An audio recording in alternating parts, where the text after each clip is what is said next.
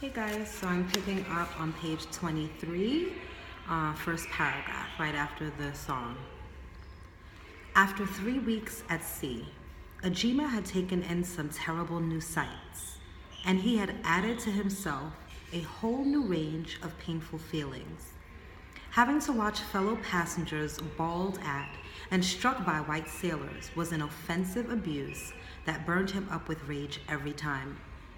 And forced into close living with people of enemy tribes was agony that hardly lessened. But having to travel, wretchedly chained in a fixed position, in a stinking hole of a place was hell itself. No wonder at all people vomited regularly and had unexpected bowel movements. No wonder a man and woman suffocated in the filthy stink of the ship. It was the 2 meals a day in fresh air on deck that kept everybody alive. It was that tonic relief of fresh sea air that revived everybody. When would he be able to tell his family about all this? When? Ajeemah wondered. 6 weeks of sea travel, and Ajeemah and Atu arrived in Jamaica. They got themselves off the ship, limping, all sore, stiff, weak, half dead. To stand on land again and get fresh air was like a cool river wash in sunlight. The ship had been a foul, stinking, stifling place, and the ships rolling and rocking, with them chained up in their narrow spaces, had rubbed and bruised and stripped their skin raw. 4 people altogether had died and been thrown into the sea. Both Ajeemah and Atu had lost their magic spell amulets and didn't even care. But that his stringed lace-up sandals were still there on his sad, heavy feet was a magic sign that kept a light of hope ever burning in Ajeemah. Soon, Ajeemah and Atu were displayed separately with others for sale. And quicker than expected, gates were opened, and they had the sun-reddened, excited faces of the white men planters down upon them like hungry wolves, looking for the fittest and best for their plantations.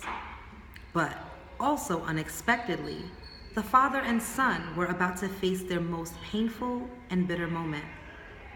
Atu saw his father leaving, being taken away by a planter while he was held, already bought by another plantation owner. Led along, Ajeemah looked back, calling desperately, "Atu, my son Atu, freedom, freedom, or let us meet in the land of spirits." 2 hours' ride from Kingston in the back of the estate horse-drawn carriage, with 2 other male slaves bought with him. And Ajeemah came to his big and busy New World sugar plantation. Nearly 400 slaves lived and worked here. Everybody stepped down from the carriage in the center of the estate workyard in a blaze of sunlight. The estate workyard building spread out like a little village. The huge windmill that powered the grinding of the sugar cane was near the mill house, where the cane was crushed and where its juice was taken and boiled into the wealth-making sugar and also rum. Then in a close cluster, there were the boiling house, curing house, distilling house, and trash house. Ajeemah stared at the windmill. He'd never seen a windmill. He then glanced at the many workshop buildings, the animal houses, and the overseers' and headmen's houses. And he could see, separated some good distance away, the huts, the slaves' quarters. On his other side, not too far away, on high ground, Ajeemah saw the dominant white great house. It stood on grounds of gardens and whitewashed trunks of palm trees and overlooked the estate's sea-like acres of sugarcane fields with slaves at work. A look of pride came over the face of the old slave coachman. Smiling and looking proud too, the estate owner said, "Look, you see how different everything is from Africa?" And the coachman translated. The coachman had made himself understood. Ajeemah came from the country now known as Ghana, where many Jamaican slaves had come from. But Ajeemah was in no mood to respond.